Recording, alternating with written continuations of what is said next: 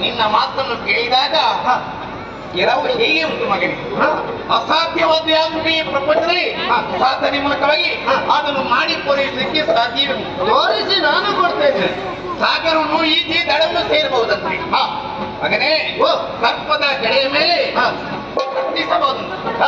ಮೃತ್ಯುದೇವತೆ ಬಾಯಿಯ ಒಳಗೆ ಹೋಗಿ ಆಚೆ ಬಾಯಿ ಒಳಗೆ ಎಷ್ಟು ಕಣ್ಣುಂಟು ಎಂಬುದಾಗಿ ಎಣಿಕೆ ಮಾಡಬಹುದಂತೆ.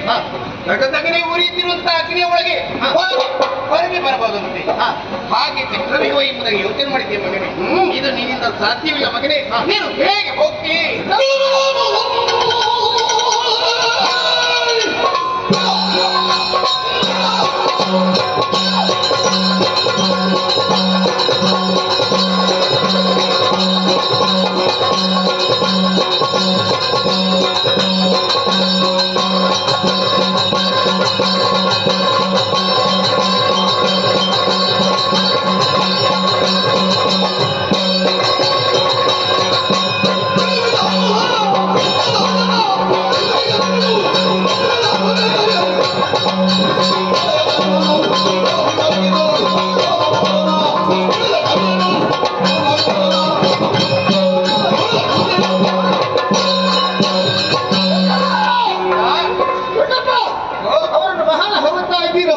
ಬಿಡು ಬಿಡು ಆಮಹ ಸಿಂಹ ರಾಜನ ಕಣ್ಣಿ ಕೆಳಗಿ ಕುರಿ ಮರಿಗಳು ಬದುಕಲಾಮೇ ಹೇಳು. ಬದುಕಲಿಕ್ಕೆ ಸಾಧ್ಯವೇ? ಹೌದು.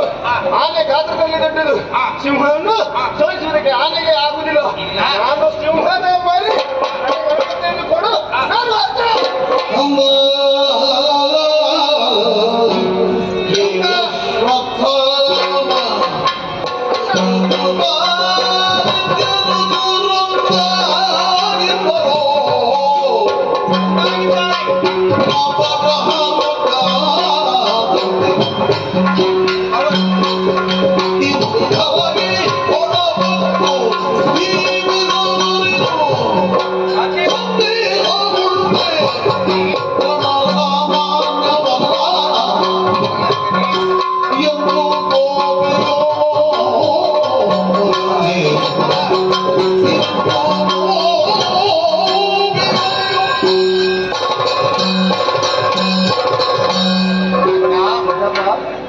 ನೀನು ನನಗೆ ಧೈರ್ಯದ ಮಾತನ್ನು ಹೇಳಿಸಿ ಮಗನೇ.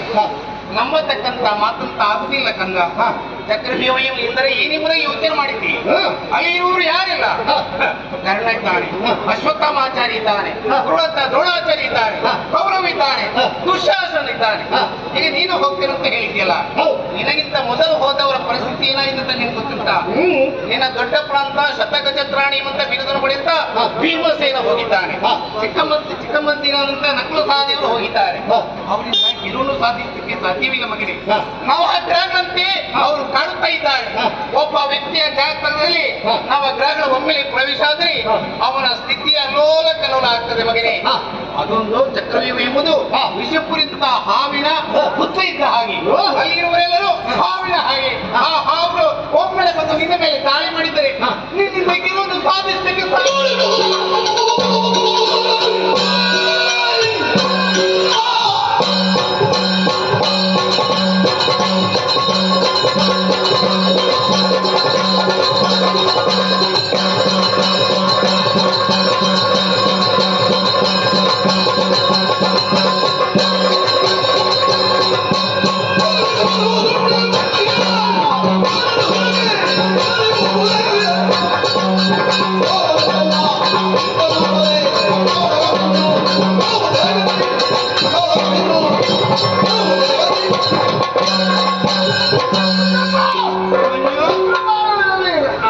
ಅತಿರಥ ಮಹಾರಾಜರು ವೀರರು ಇದ್ದಾರೆ, ಹೋರಾಡಲಿಕ್ಕೆ ಕಷ್ಟ ಎನ್ನುವ ಹಾಗೆ ಪದೇ ಪದೇ ಹೇಳ್ತಾ ಇದ್ದೀರಾ. ದೊಡ್ಡಪ್ಪ, ಒಂದು ಮಾತು ಹೇಳ್ತಾ ಇದ್ದೇನೆ, ಬೀಸುವಂತಹ ಗಾಳಿಯ ಮುಂದೆ ಪರ್ವತದ ಅಗ್ನಿಯೇ ಬಂದು ನಿಂತರು ಗಾಳಿ ಬೆವರುವುದಿಲ್ಲ. ಹಾಗಾಗಿ ಆ ಗಾಳಿ ಆ ಬೆಂಕಿಯನ್ನು ನಂದಿಸುವುದು ಖಂಡಿತ. ನಾನು ಗಾಳಿ, ಅವರು ಬೆಂಕಿಗೆ ಸಮಾನ. ಸರಳವನ್ನು ಯೋಚಿಸಿದ್ರೆ ಅಲ್ಲ ಇನ್ನು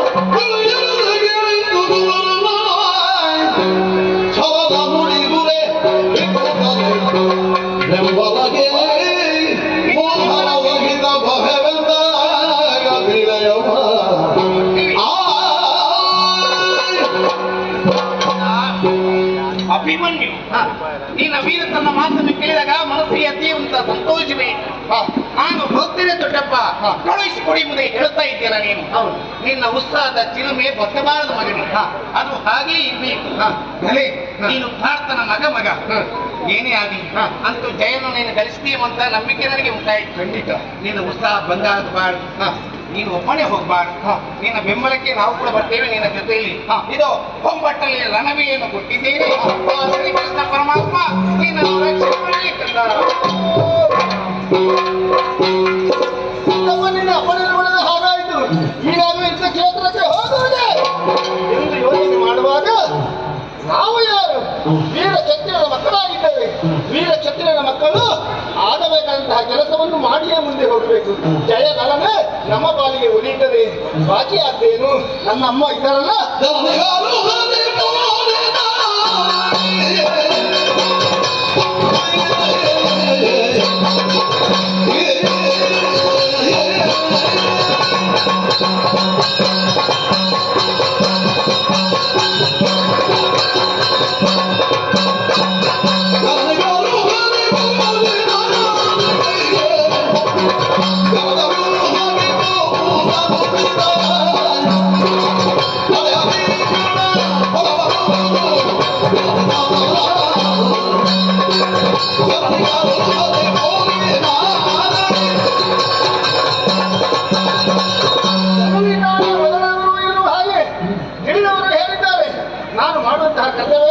ಮರೆತು ಹೋದ ಕೂಡದು.